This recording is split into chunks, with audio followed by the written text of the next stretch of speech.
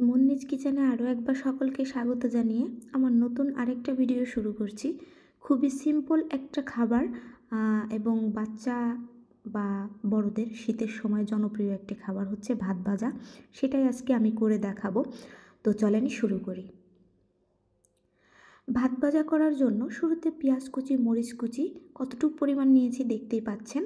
তো প্যানটা গরম হওয়ার পরে এগুলো দিয়ে দেওয়ার পর পরিমাণ মতো তেল দিয়ে ভালো করে নেড়ে চেড়ে এর ভিতরে 3টা পরিমাণ আলুর কুচি আমি দিয়ে দেব।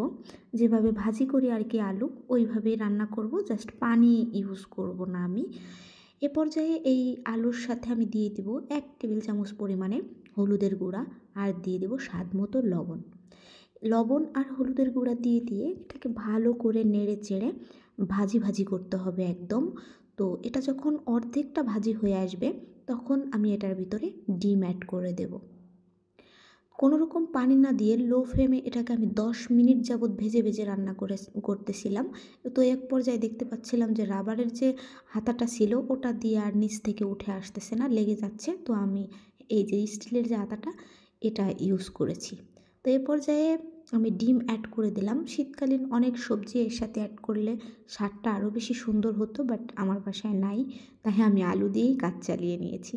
এ পর্যায়ে আগে থেকে রান্না করে রাখা গরম ভাত সেগুলোই আমি অ্যাড করেছি ভাত ভাজার কাজে, যেহেতু আমার কাছে আগের দিনের কোনো ভাত ছিল না আর ক্রেভিংস উঠতেছিল যে ভাজা ভাত খেতেই হবে, তাই করে নিলাম গরম ভাত দিয়েই।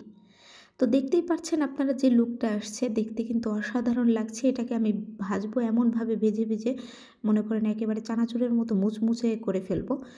This is the final look আমার ভাজা ভাতের। কী পরিমাণে ঝুরঝুরে হয়েছে, মাশাল্লাহ, দেখতে খুবই ইয়াম্মি লাগতেছে অ্যান্ড খেতেও ভীষণ মজা হয়েছিল। Thanks for watching my video.